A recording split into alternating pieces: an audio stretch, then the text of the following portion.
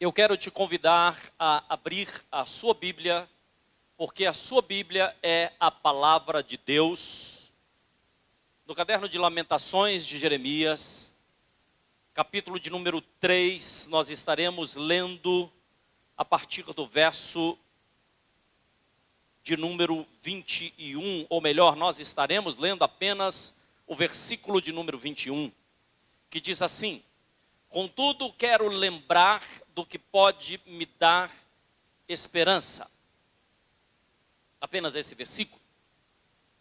Nós sabemos e nós vemos através daquilo que nos ensina as Escrituras, um texto muito interessante do profeta Jeremias. O profeta Jeremias é considerado um profeta chorão,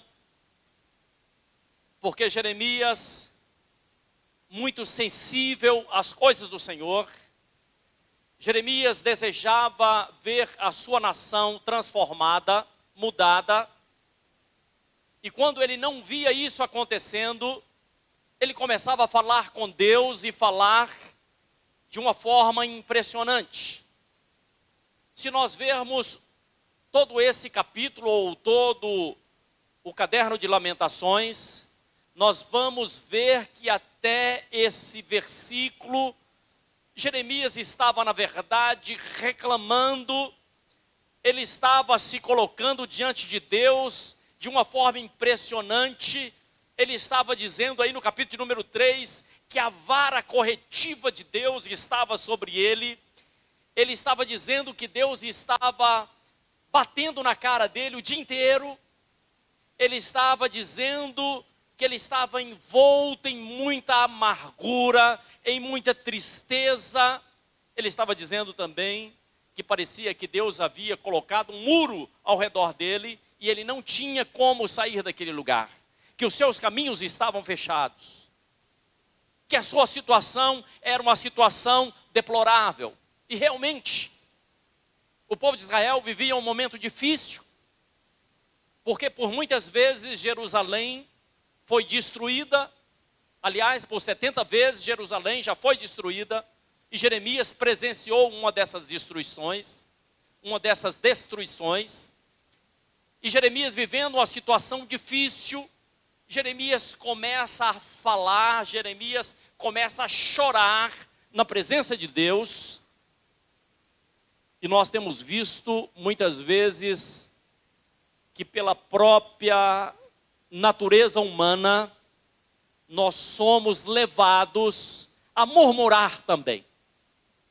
Às vezes nós reclamamos, e reclamamos mais, e falamos que se está chovendo, queremos sol, se o sol está quente, nós queremos chuva, quando está muito frio, nós queremos que tenha um pouquinho de calor, quando está calor, nós queremos que haja frio.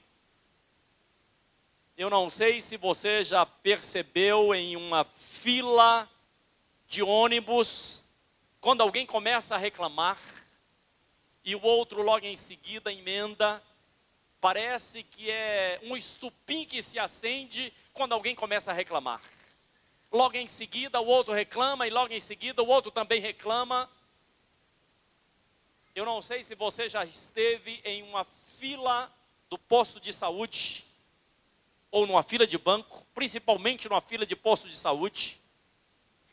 Alguém fala que teve uma determinada enfermidade, que teve uma dorzinha no pé, logo em seguida aparece outro que teve dor nas duas pernas, daí a pouco aparece outro que teve dor em todos os ossos do seu corpo, e o negócio se alastra.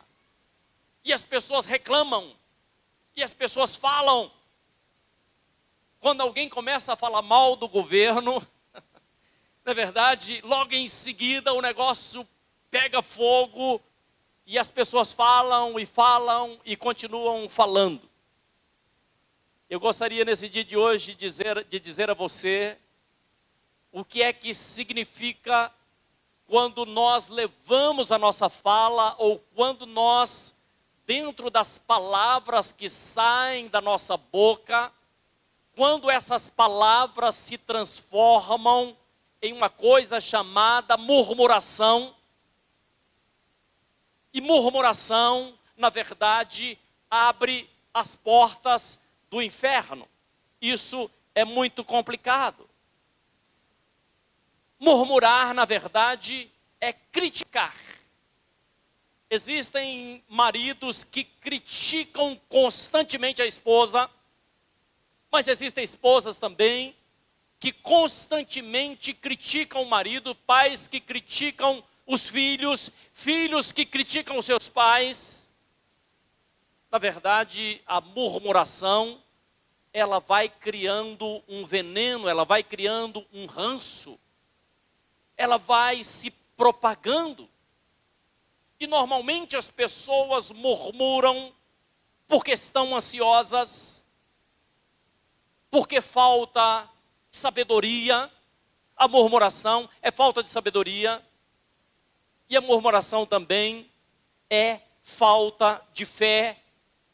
Porque de repente algumas coisas estão acontecendo na sua vida e quando você, ou quando lhe falta a fé, você começa a murmurar, começa a reclamar, porque na verdade você não está crendo naquilo que Deus tem para fazer na sua vida.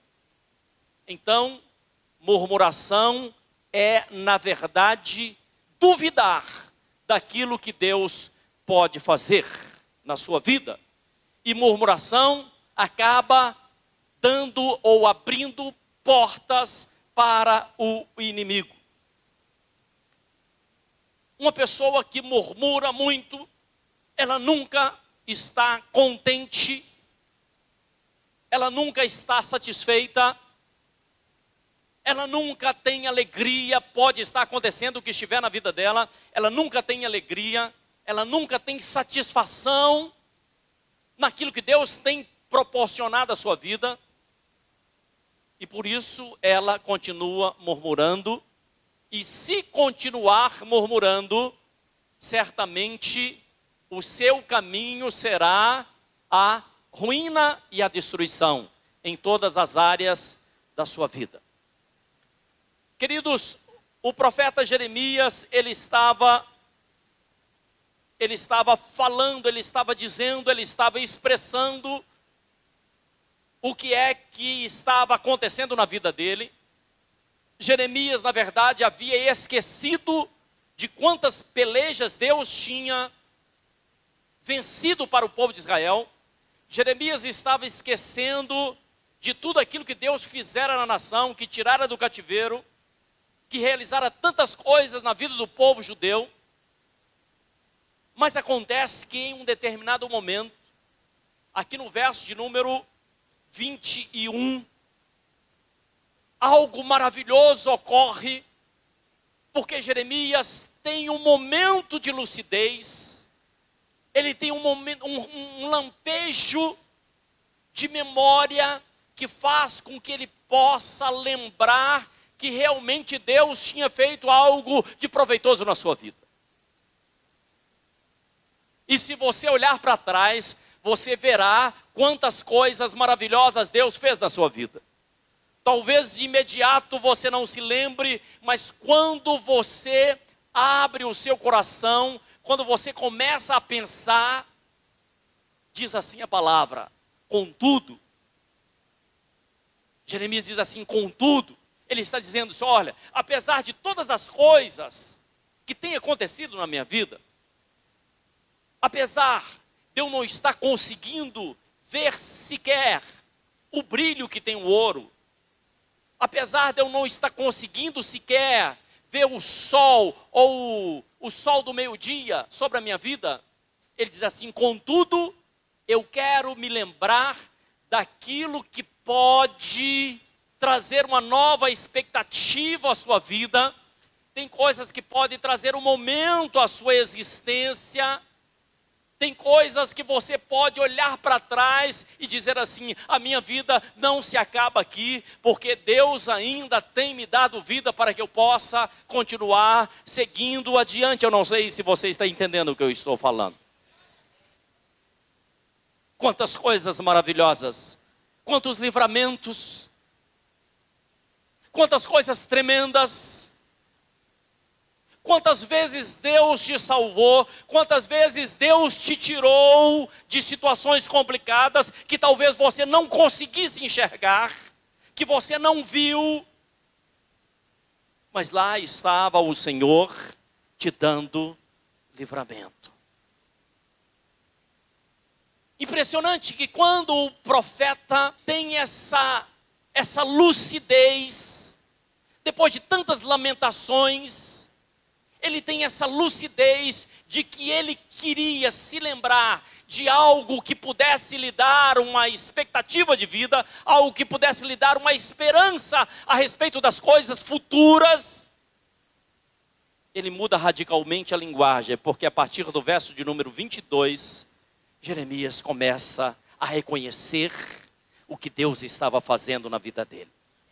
Ele diz assim no verso 25: eis que o Senhor é bom e misericordioso para com todos aqueles que esperam, confiantes para aqueles que o buscam. Certamente você está ouvindo essa palavra, porque você sabe que quando nós buscamos ao Senhor, quando nós esperamos confiantemente no Senhor, Ele continua sendo bom e misericordioso. Eu estou falando com você que nós servimos a um Deus bom, a um Deus de misericórdia, que apesar dos pesares, nos abraça, nos coloca no colo, nos dá novamente uma oportunidade e nos ama profundamente. Então existem dois focos. Quando nós focamos a nossa vida, quando a nossa visão está focada apenas nos problemas, aí nós só falamos problemas, nós só respiramos problemas, nós só sonhamos com os problemas. Tem aqueles pesadelos, que mesmo dormindo você tem um pesadelo e reaviva ainda mais o problema. Aí o pesadelo traz terror, porque você diz assim: eu acho que esse pesadelo é um mau presságio, e no dia seguinte parece que as coisas estão piores. Na verdade foi porque você dormiu pensando no problema, e o seu foco está no problema. Mas nós precisamos e podemos mudar o nosso foco. Eu não sei exatamente o que é que você tem passado, mas você pode radicalmente mudar o seu foco. O grande problema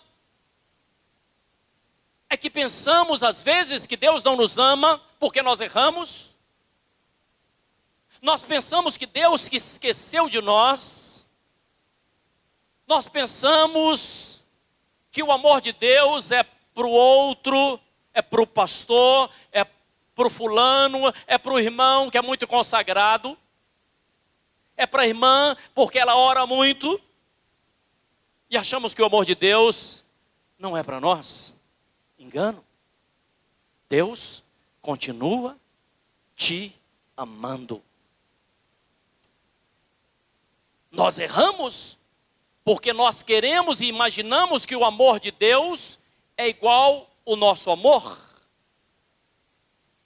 O amor de muitas pessoas funciona da seguinte forma: ama apaixonadamente, mas se a pessoa a quem ele ama faz algo que não agrada, o amor se transforma em ódio. Mas como é que pode? Vocês se amavam tanto, era uma maravilha, e agora vocês se odeiam, eram tão amigos, era um casal tão perfeito. Ah, mas aquele amor se transformou em um ódio profundo. Deixa eu falar para você, o amor de Deus não funciona dessa forma, porque o amor de Deus continua sendo inteiro, o amor de Deus continua sendo puro, o amor de Deus continua sendo maravilhoso, e mesmo, preste atenção, se Deus está derramando o amor dele sobre a sua vida, e você vira as costas para Deus, Deus vai continuar te amando, mas Ele vai derramar o amor dele sobre outra pessoa. Porque Deus tem amor, Ele é todo amor. E aquele que permanece no amor, permanece em Deus, e Deus permanece nele. Eu estou dizendo que Deus tem amor para derramar sobre a sua vida. Deus tem amor para derramar sobre a sua família. Mas quando você começa a murmurar, quando você começa a reclamar, e muitas pessoas murmuram como uma autopunição, porque fizeram algo errado, porque fizeram algo que sabe que não foi bom, e começa a reclamar, e começa a murmurar, e cada palavra de lamentação é, na verdade, como se fosse uma chicotada. Murmuração não vai resolver o seu problema. Eu estou dizendo que você não precisa se auto-chicotear, que você não precisa chicotear o seu filho, nem o seu esposo, nem a sua esposa, porque Jesus, ele já foi chicoteado no nosso lugar. Ele, por ser todo amor, ele já padeceu, ele já foi torturado por mim e por você. Preste atenção. Por isso que quando nós ouvimos a palavra do Senhor, e a palavra do Senhor que vem do altar do Senhor, ela vem, querido, preste atenção, ela vem para te encorajar, para te animar, para saber quem você pode ser em Cristo Jesus, porque Ele continua de braços abertos para te acolher, para te abençoar, para te perdoar, para te dar crescimento, para te dar novamente alegria, para dar paz ao seu coração. Por isso a palavra do Senhor que sai do altar é um alimento para a sua vida. Eu não quero ser um pregador irado que chicoteia as ovelhas, porque o pastor, ele tem a função de alimentar as ovelhas, não chicotear as ovelhas. Ainda que as pessoas estejam andando por caminhos que não deveriam andar, as pessoas precisam reconhecer que elas são amadas por Deus. Você é amado por Deus. Mas talvez, pelo seu passado, pela sua vida, você tem lutado, você tem brigado consigo próprio, muitas vezes porque teve uma pequena derrota. Aí começa a se culpar, começa a murmurar. A palavra do Senhor nos fala em 1 Reis capítulo 17, a história de um homem chamado Elias. Era um grande profeta. Elias havia tido grandes vitórias, conquistado imensas vitórias, vencido 400 falsos profetas. Ele tinha feito com que o fogo do céu caísse sobre o altar. Ou seja, ele tinha certeza de que Deus estava com ele. Mas de repente, o profeta recebeu uma palavra, e essa palavra entrou de tal forma no seu coração, que ele teve que fugir, que ele teve que sair de onde ele estava, porque essa palavra começou a incomodá-lo, começou a trazer terror na vida dele. Muitas vezes uma palavra que você recebe de alguém traz terror sobre a sua vida, traz tristeza, traz angústia, e você começa a ver todas as coisas de forma cinza. Parece que as portas se fecharam, parece que os problemas estão se avolumando. Mas o profeta, ele conseguiu ouvir a voz de Deus. Deus disse a ele que ele deveria descansar um pouco. Eu não sei como é que tem andado a sua vida, não sei se você tem descansado um pouco. Chega um momento da nossa existência que nós precisamos aprender a descansar. Se não descansarmos e continuarmos lutando e lutando e lutando e lutando desesperadamente, chega um momento que as nossas forças se acabam e nós deixamos até mesmo de alimentar. E Deus fez algo extraordinário, porque Deus envia, está em 1 Reis 17, verso de número 6, Deus envia corvos para alimentar aquele homem. Amados, os corvos, eles são terríveis. Quando um corvo pega um animal, a primeira coisa que ele faz é arrancar os olhos daquele animal. Ele destrói completamente. Mas Deus faz da forma dele. Deus usa as pessoas que Ele quer. Deus usa não a nossa lógica, não o nosso jeito, mas Deus tem a forma dele de trabalhar na sua vida. Eu não sei se fui claro no que eu disse, mas eu quero convidar você aí onde você se encontra a fechar os seus olhos. Feche os seus olhos por um momento. Pai, nós acabamos de ouvir a Tua palavra e a Tua palavra é verdadeira. A Tua palavra não vai voltar atrás. Visita esse homem, essa mulher, que essa palavra possa ser plantada no seu coração. Que essa palavra possa ser firmada nesse coração e abençoe poderosamente. Em nome de Jesus, nós pedimos e agradecemos e nós damos uma forte salva de palma ao Senhor.